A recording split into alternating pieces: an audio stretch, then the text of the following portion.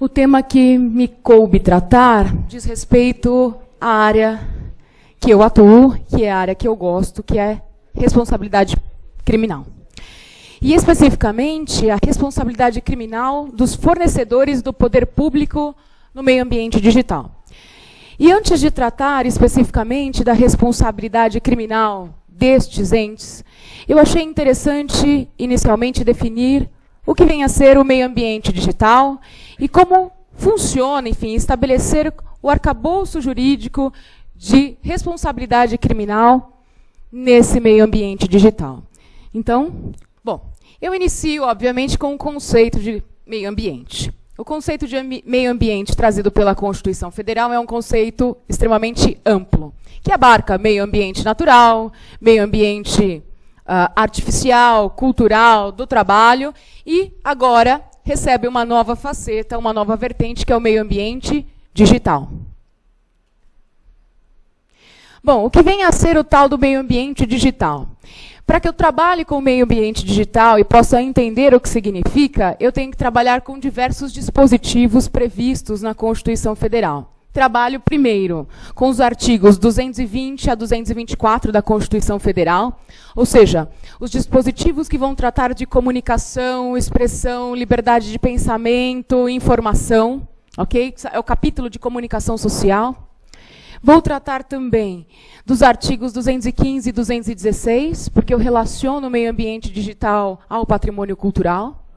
E vou trabalhar também com os artigos de 1º a 4º, que são os dispositivos base da Constituição Federal, porque tratam dos princípios basilares, enfim, dos pilares do Estado Democrático do Direito e dos princípios importantes para a nossa Constituição Federal.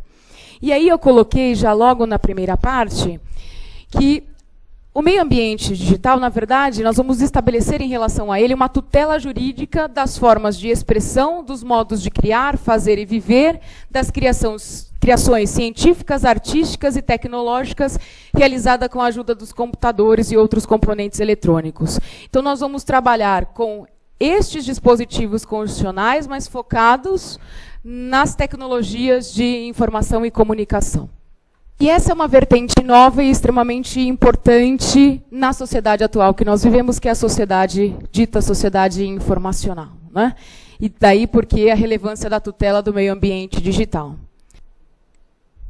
Bom, em suma, nós vamos trabalhar a tutela jurídica do meio ambiente digital, disciplinada pelos artigos 225, 215, 216, 220 a 224 da Constituição Federal, sendo que esses dispositivos eles têm que ser interpretados, né, com base nos fundamentos da República, artigos 1º a 4º, e também em consonância com o artigo 5º da Constituição Federal, que estabelece as garantias fundamentais. Esse é o arcabouço jurídico constitucional que embasa a tutela dos bens jurídicos no meio ambiente digital, e que vai nortear a responsabilidade em todas as vertentes, incluindo a responsabilidade criminal. Tá certo? E aí cabe comentar um pouquinho a respeito da responsabilidade criminal ambiental. Ora, se o meio ambiente digital é um aspecto do meio ambiente, é uma faceta do meio ambiente, quando eu trato de responsabilidade criminal, eu estou tratando de direito penal ambiental. Sim ou não? Muito bem. Se eu estou tratando de direito penal ambiental, eu estou tratando de um direito penal com características diferenciadas. Porque o bem jurídico que vai ser protegido é também um bem jurídico diferenciado. Então, isso tem um reflexo, como já existe na teoria do crime, no que tange ao direito penal ambiental, nos termos da previsão da Lei 9.605/98, que é a Lei de Crimes Ambientais, isso também vai ter um reflexo no que tange a outras condutas criminosas praticadas no meio ambiente digital e que violam direitos e garantias fundamentais.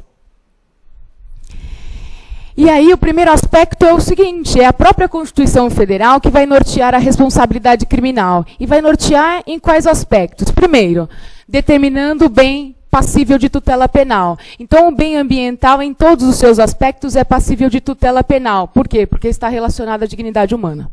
Okay? Incluindo o meio ambiente, essa nova faceta que é o meio ambiente digital. Segundo, a Constituição Federal também indicará os parâmetros de aplicação da sanção penal. Terceiro, indica os parâmetros de interpretação da norma penal e a política criminal. E quarto, traz limitações constitucionais ao legislador, e essas limitações constitucionais são indicadas como os direitos e garantias fundamentais elencados no artigo 5º.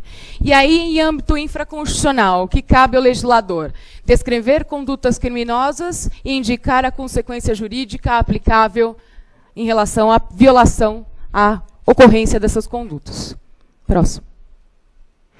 Então, aí tem um insumo, né? A Constituição vai estabelecer garantias e instrumentos jurisdicionais próprios em matéria de tutela ambiental, e essa responsabilidade criminal ela é estruturada a partir da própria Constituição Federal de 88. Próximo. E aí estão as características desse direito penal diferenciado. É um direito penal que, na grande maioria das vezes, será preventivo ou prospectivo, diferentemente do direito penal tradicional, que é um direito penal repressivo, que surge, em regra, depois de um dano. Além disso, é chamado de um direito penal mais simbólico, porque o que importa não é a efetiva punição, mas é o caráter preventivo da responsabilidade criminal. Boa parte das condutas criadas nessa seara tem características também específicas no sentido de que configuram crimes de perigo, normas penais em branco, crimes formais, de mera conduta, enfim, porque antecipam a tutela penal em algum aspecto. Uma outra característica interessante é que, mesmo nos crimes praticados no meio ambiente digital, como uma faceta do meio ambiente, eu também tenho vítima não determinada. Posso ter vítimas, sujeitos passivos indeterminados. Além disso, passa a ser um direito penal não de última ratio, mas um direito penal de extrema ratio. Por quê? A potencialidade lesiva de algumas atividades em razão das inovações tecnológicas é maior. E isso implica numa atuação mais efetiva, mais intensa do direito penal. E, por fim, a responsabilidade penal da pessoa jurídica. A Constituição Federal inovou quando previu em matéria de direito ambiental, não só, como nós vamos ver mais adiante, mas principalmente em matéria de crimes de direito ambiental, de proteção do meio ambiente, a responsabilidade penal da pessoa jurídica. E, na minha interpretação, a responsabilidade penal da pessoa jurídica de direito público e de direito privado. Até porque a pessoa jurídica de direito público é aquela que muitas vezes mais pratica crime, não é? Principalmente na seara ambiental. Então, e mais, o mais importante, além de prever responsabilidade diferenciada, enfim, nas 3 vertentes, civil, administrativa e penal, também prevê sanções penais aplicáveis de acordo com a natureza do agente. Portanto, a pessoa física eu aplico uma natureza de sanção e a pessoa jurídica eu aplico outra natureza de sanção. Isso fica muito claro pela Lei 9.605/98, porque eu tenho sanções aplicáveis à pessoa jurídica e sanções aplicáveis à pessoa física. Tá certo, pessoal? Muito bem. Próximo. E aí eu entro efetivamente no tema, para nós não nos alongarmos tanto. Se o meio ambiente digital, como eu já disse, é uma faceta do meio ambiente, ele é um direito de todos, bem de uso comum, e impõe-se, tanto a todos nós, como ao Estado, a tutela desse bem. E é nesse sentido que eu vou trabalhar a responsabilidade do poder público nesse aspecto. Primeiro, o surgimento do meio ambiente digital já desperta a necessidade de repensar a tutela penal. Então, primeiro, eu tenho a necessidade de tutela de novos bens que surgem nesse contexto, e eu tenho a necessidade de atuação do poder público na elaboração de novos meios de tutela a bens já protegidos pelas normas, mas que receberam novas formas de violação. Então, eu tenho bens que não são protegidos hoje, e que demandam tutela penal, e eu tenho bens que são protegidos, mas que ganharam novas formas de violação e que devem receber um novo olhar, uma nova interpretação, uma nova forma de proteção. E é nesse aspecto que o direito penal vai ter que trabalhar, e é esse um dos aspectos da responsabilidade do Estado, de regulamentar essa questão. Bom,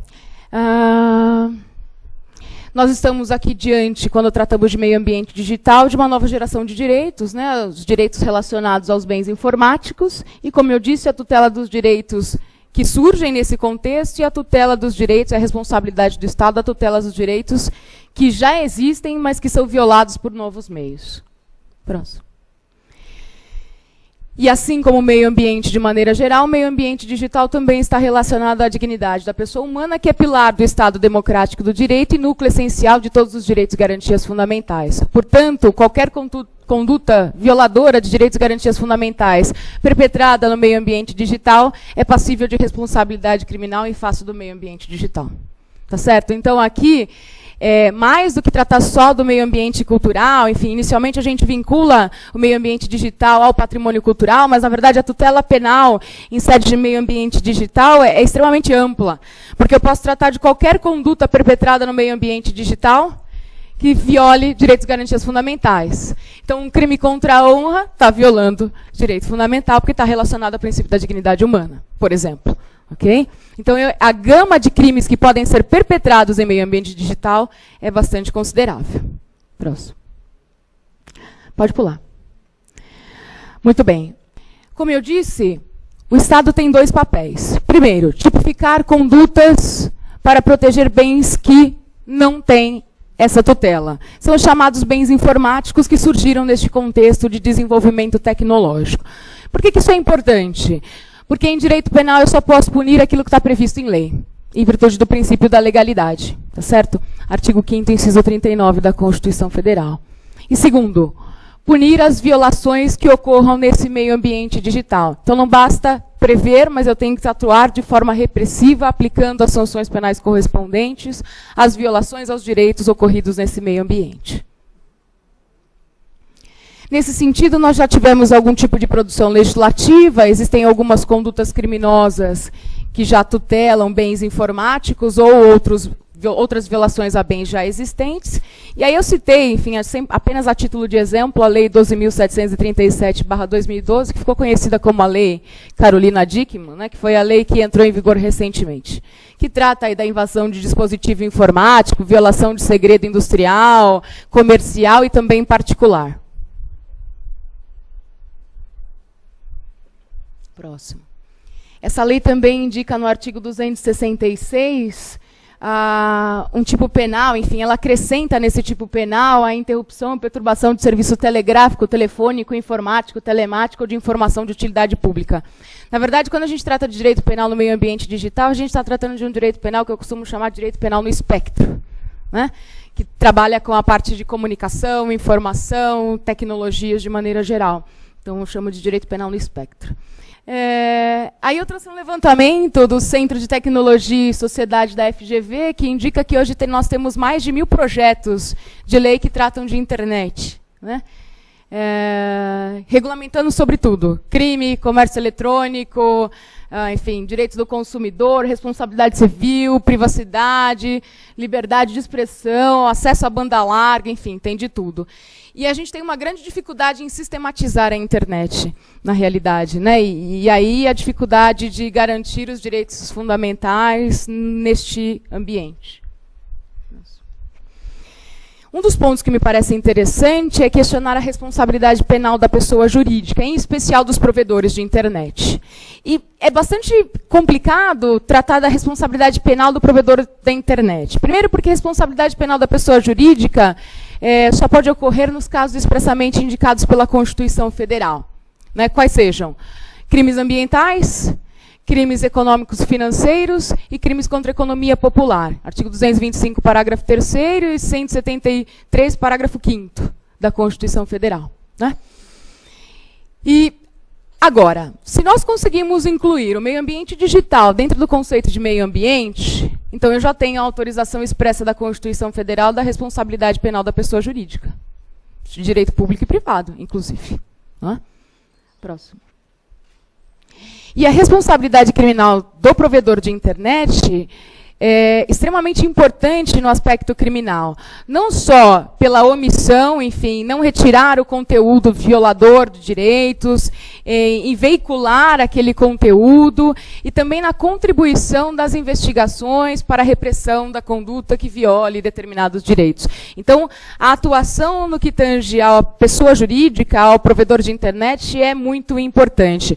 Tanto é assim que o Estatuto da Criança e do Adolescente, como nós vamos ver a seguir, estabeleceu previsão expressa nesse sentido, que o provedor, enfim, aquele que veicula as informações de natureza de pornografia infantil, né, a respeito de pornografia infantil, pode responder pela omissão de não retirar esse conteúdo. Pode passar. Além disso, nós temos a Convenção de Budapeste, que fala sobre cybercrime, e ela trata da responsabilidade das pessoas coletivas. O Brasil não é signatário dessa convenção, mas essa convenção influenciou e muito a produção legislativa nacional, influenciou consideravelmente o chamado Projeto de Lei 89, que ficou conhecido como Projeto de Lei do senador Eduardo Azeredo, porque ele foi relator do projeto, embora a iniciativa não tenha sido dele. E que depois, enfim, esse projeto de lei foi se transformando num Frankenstein.